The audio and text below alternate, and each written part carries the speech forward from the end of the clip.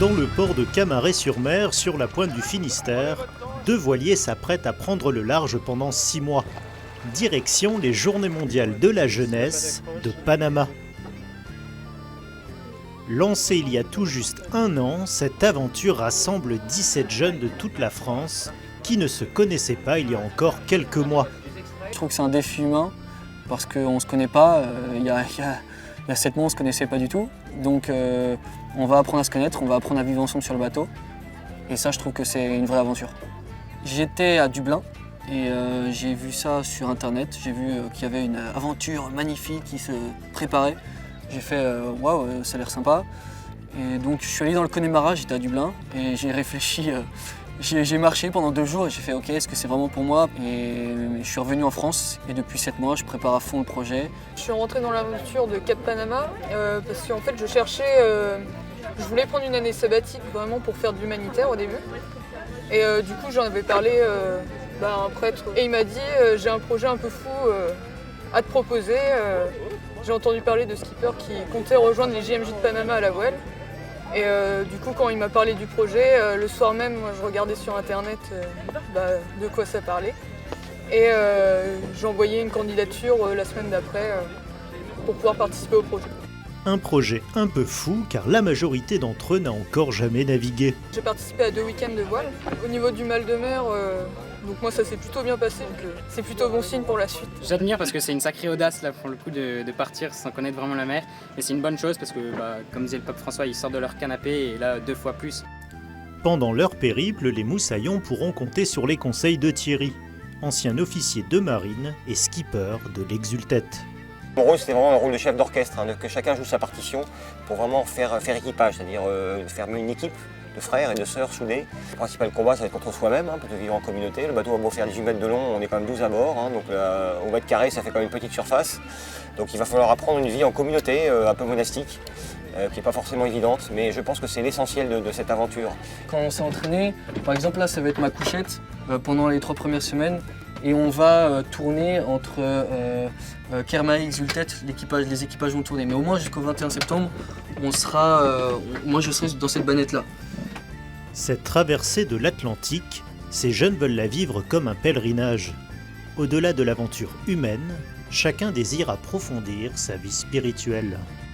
Et personnellement, moi, ancrer encore plus ma vie de foi dans la prière et voilà, vivre en communauté à 12 sur un bateau, il va falloir se serrer les coudes. Pendant le périple, spirituellement, déjà il va y avoir les temps de prière. Pour l'instant, je ne suis pas encore très adepte de certaines offices de la journée.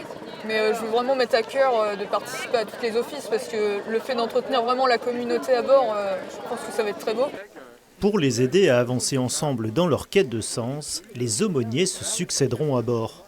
Durant les 15 premiers jours de navigation, c'est le père Philippe qui accompagne les jeunes. Je pourrais dire la messe s'il n'y a pas trop de vent sur le bateau et surtout quand on sera à terre à chaque étape. Et je pense que c'est beau pour les jeunes du frère qui connaissent, qui à bord avec eux. D'être ensemble sur un bateau pendant longtemps, on est obligé de vivre en vérité et donc les questions jaillissent plus profondément du cœur.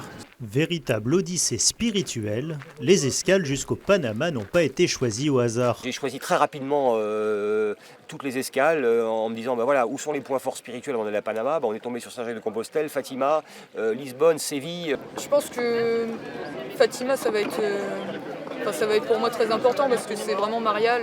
Les pèlerins de la mer embarqueront avec la statue Notre-Dame de la Antigua, remise à la délégation française par l'archevêque du Panama. L'anecdote, c'est que cette statue, Notre-Dame de la Antigua, qui est la sainte patronne des JMJ et la sainte patronne de Panama, cette statue est venue d'Espagne par les conquistadors il y a 500 ans.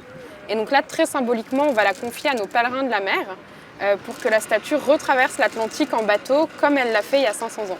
Et c'est lors de la messe de départ que Monseigneur Laurent Donien, évêque de Quimper et Léon, remet la statue à Jean-Yves, le skipper du Kermae, à l'origine du projet. Nous vous consacrons notre pèlerinage, notre périple et notre navigation, toutes nos activités et tout ce qui nous appartient sans exception. Exercez sur chacun de vos pèlerins votre votre miséricorde m'a béni. Marie, là-haut comme une étoile, Marie, là-haut, veillez sur nous. Étoile du ciel, lumière sans voile, étoile du ciel, brillez sur nous.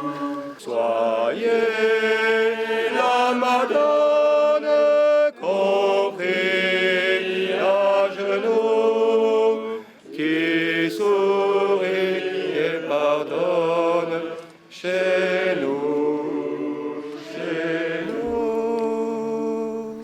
La statue de la Vierge à bord, il est temps pour l'équipage de l'Exultète de consulter la météo. Le but, c'est d'avoir des fichiers CRIP, en fait c'est des fichiers de vent pour faire ça, qu'on peut superposer sur la carte marine. Alors j'ai les cartes papier, parce que moi je suis plutôt à vieille école. L'électronique c'est bien, mais quand on n'a pas d'électricité, on ne peut plus rien faire.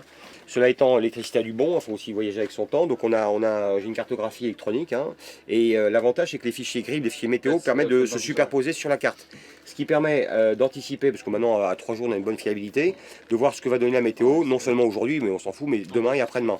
Et en fonction de ça, en fonction de l'orientation des vents, je vais déterminer la trajectoire optimale. C'est l'équipage du Kermail qui largue les amarres en premier. L'Exultète plus rapide ne mettra les voiles que le lendemain.